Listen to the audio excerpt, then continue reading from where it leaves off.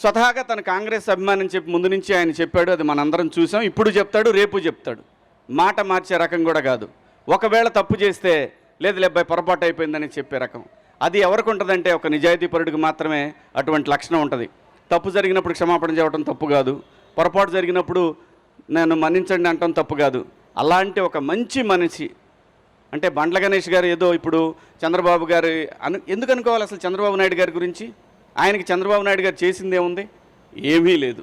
కానీ సమాజానికి చేసిన దాన్ని తన గుండెల మీదకి తీసుకొని ఇన్ని కోట్ల మందికి జీవితాలను ఇచ్చిన మహాన్ మనిషి జైల్లో ఉండటం ఏంటనేది ఆయన మనసులో పడింది. ఆ రోజున పడి ఒక ఏదైతే మనకి కృష్ణా గోదావరి నదులు ఒక చిన్న డ్రాప్తోనే మొదలైతాయి, అలాంటి ఒక డ్రాపు ఒక మహా ఉద్యమంగా మార్చగలిగాడు.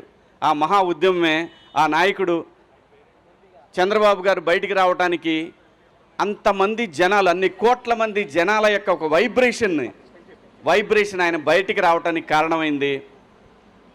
ఆ కృతజ్ఞత భగవంతుడికి ఏదైతే తను మాట ఇచ్చాడో, మా నాయకుడు ప్రజల మనిషి బయటికి రావాలని కోరుకున్నాడు.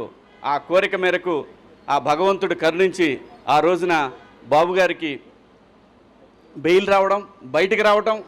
ఆ తర్వాత ఏం జరిగిందో మీరు అందరూ చూశారు.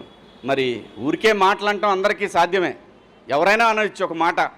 కానీ తన అన్న మాట ప్రకారం ఈ రోజున షాద్ నగర్ నుంచి అంటే తనకి ఏదైతే తన జీవితం మొదలైన ఈ ప్లేస్ నుంచి వెంకన్న దగ్గరికి మొదలుపెట్టాడు ఈ ప్రయాణం. ఇవాళ తను ఒక 40-50 మందితోటి మొదలు పెడుతున్నాడేమో, కానీ ఇది అక్కడికి వెళ్ళేసరికి ఒక మహాసముద్రంలాగా మారిద్ది. మనందరం చూస్తాం.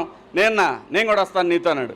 నువ్వు కాదబ్బాయి, నువ్వు అక్కడ దాకొద్దు, నువ్వు బయలుదేరే దగ్గర ఉంటే చాలు అని అన్నాడు.